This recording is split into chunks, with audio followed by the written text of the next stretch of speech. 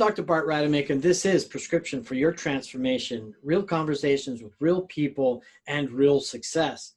And I'm really excited about what's going to come up next, because this is a place that's really dear to my heart, is how to share your message with other people.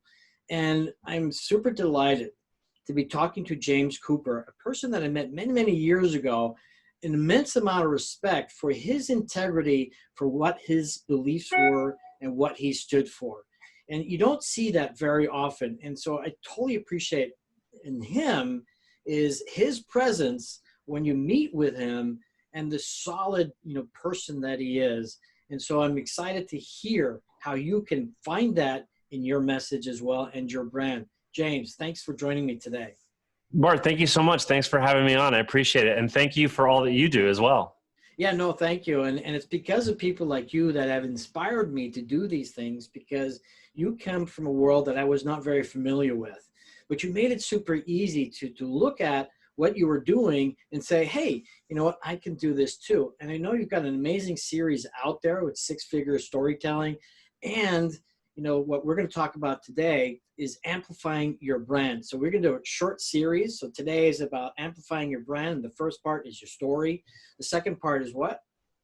I call it, there's two parts. It's either unleash your X factor, which is finding your unique you. And then also it's really turning on that star power. Yeah, I love it. So let's talk about today your story, because I know that you've totally dialed into this. And for all those people out there doing their podcast, doing their live interviews or recordings, it's so important that you get dialed in really well. And if you want to master, find James. So go ahead, share with us. Yeah, well, I think that in today's world, I mean, you've probably noticed, more and more people are online. They're doing Zoom calls, they're doing trainings, because we have to adjust to this new economy and the new world that we're in because of COVID-19 and because of the situation. There's less in-person events and less speaking from a live stage where you're speaking to an audience.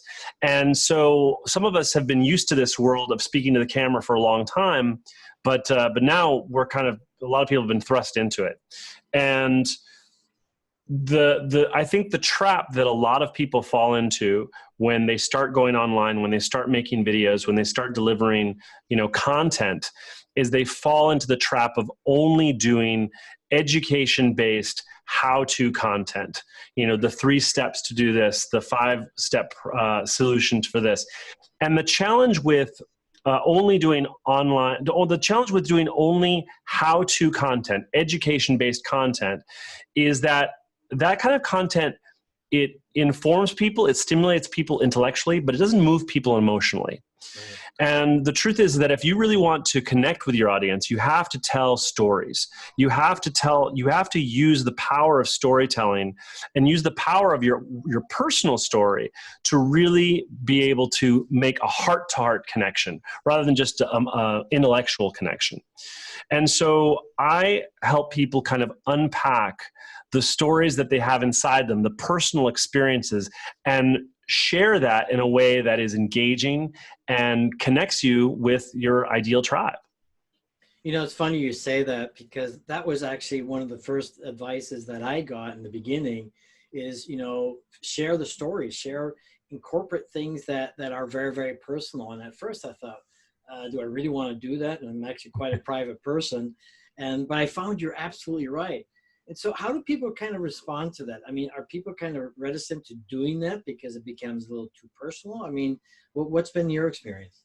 Yeah, my experience is a lot of people, either they don't know how to unpack their story, right. Like they don't know what parts of their life are relevant or important to share, or what I find even more so is a lot of people just don't put value into their story, into their life experience. Like, why would anybody want to know that part of my life? Why would anybody want to know that part of me? My story isn't anything really special. And they downplay the value of their own story. And I know that has a lot to do with some people's own self-worth, and they don't, think as highly as of themselves, or they don't want to be braggadocious and look like they're all about themselves and ego. But the truth of the matter is that we are all connection we're all connection beings. We're all, Right. we share our experiences through story. It's like if you met up with somebody, or you had a phone call with somebody that you haven't talked to in a long time, the first thing they ask is like, so what's been going on with you? What's Right. up? And you immediately then respond by telling story, by telling things that have happened to you, exciting moments, highlights, even things that have been, tragic or difficult. We are able to connect heart to heart through story. And so, what I find most important is, even if you're focusing on sales and you're focusing on marketing, that at least 30 to 40% of your content should be sharing personal experiences, things that people can relate to, so that you gain that rapport. And one of my mentors and coaches, Bo Eason, he said, personal is universal, meaning that if I want you to think about your dad, all I have to do is start talking about mine. Because we find our brains are always listening to story and says, how does that relate to me?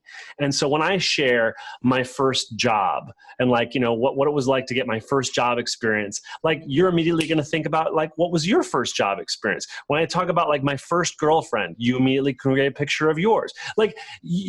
Personal becomes universal. So as soon as we start talking about things that real experiences in our lives, we connect with other people as they relive theirs. Right. It's really, like you said, it's developing rapport. It's developing that commonality, or as you put it, universal, because then you feel comfortable. You feel that you can trust this person. You've got confidence that what they're sharing is real, and it's just not a fabricated facade, which is why I like these interviews as well, because you can really identify with the authenticity of the storyteller. And actually, that's exactly what I did with you and you did with me. So, what's been going on? Right. I think that one of the things that people, there's a fallacy that vulnerability is weak. And I think vulnerability is one of the most powerful things you can do. Now, it is true. You want to tell stories that are relevant. You don't want to just tell tragic stories to make people feel, manipulate, or to tell something really sad just to get the audience to feel bad for you. You should always tell stories with intent. So when I look at a person's business, or I look at a person's life and how they created this business, because I'm always curious about that. What was the story? How did this business start for you? What's the origin story of how you created this thing that you're doing now? Because I believe that everything in your life has been training you for what it is that you do now, or the thing that you want to do.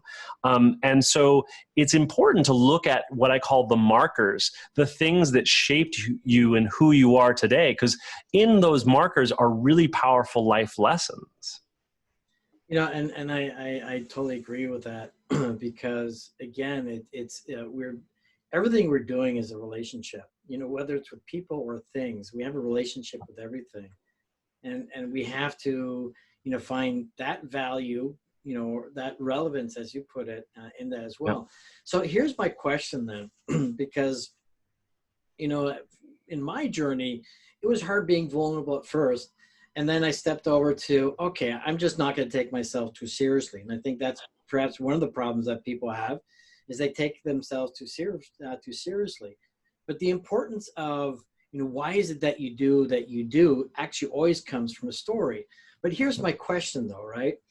Can we have bragging rights? I think you're definitely, if there's something that you are proud of, pride comes from doing something that was difficult.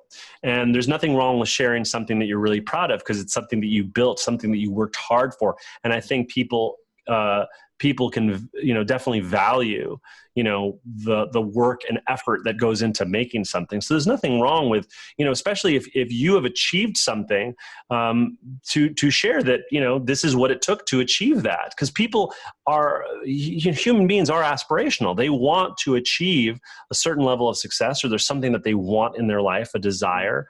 Right. And so if they're coming to you as a coach or as a leader, obviously, they're going to want to know that you've accomplished things, because that's one of the reasons why they follow you. So there's nothing wrong with sharing and bragging about things that you're proud of. It's just not like going into like, the old, I don't know if you remember Tom Vu, where he would stand in front of his Lamborghini in these mansions and had like a woman on each arm. And it's like, you want to live like me? You want to have this amazing mansion? You should buy my course. I think that antiquated version of marketing and selling has gone the way of the dodo. We don't buy that anymore. What we buy is authenticity. What we buy is sharing your woe to win story, where you share the challenges that you had, and then share what it took you to get to where you are now. Because you may be farther along the journey, but you may have been in a place that people can completely relate to, where they go, oh my God, he or she is where I am now. So if they could do it, maybe I could do it. And that's what, delivers that connection and that aspiration to want to buy your product or want to work with you. Yeah. I mean, it really comes down to, is this product right for me? And that's where your brand comes into play, and you're behind your brand. You are the brand. I mean, when I realized that, recognized that as well, when I created my own website, I had 8 different things, to talk about. And, it seemed almost like bragging, but it wasn't. It's like, look, this is what I do. Sure. And it's fun. You want to know, you want me as your surgeon. Well, these are all the parts. I was a photographer, as a publicist, well, not a publicist, I was publishing things and everything else. And I think we need to be okay to share that, but without the intent to say impress, but with the intent to share and say, hey, this is who I am, and this is what you're going to get. Yep. Because, absolutely. It's like you said earlier on. I mean, we're also emotional beings, right? So we connect emotionally, and if we can resonate emotionally with you, that makes a huge difference. Well, I love what you're doing, and I love the fact that, you're helping people out there, because there are not many people like you out there that has the solid integrity that I know that you have. You're also raw, you're authentic. It's beautiful to watch you, by the way, and you have no fear to just say what it is on your mind. And I have tons of respect, for that. So how do people actually find you? Yeah, I think the best way is to just join my Facebook group. I have a free Facebook group, and it's been growing, which has been amazing, because people have been seeing, videos and podcasts and things like that I've been on. If you go to facebook.com/groups, or if you just go to Facebook and you search /groups 6-figure storytelling, and you just spell that out in the words 6-figure storytelling, or you could just go into Facebook and just type in 6-figure storytelling.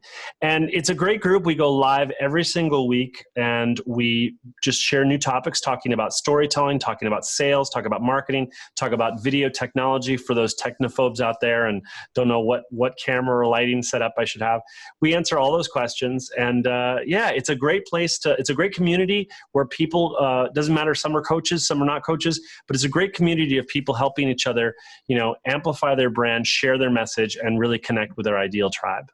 I love that. And I know that I'm going to join. I don't know how often I can be on it, because I'm super busy, but I think this is invaluable, simply because when I look back at my interviews like 4 years ago, 5 years ago, I almost cringe by what I was doing then. But you know what? I'm okay with that, because I knew that I was an amateur and I was just going to go out there. But you're that professional that we all want to aspire to be. And I'm really grateful that you're helping people amplify their brand.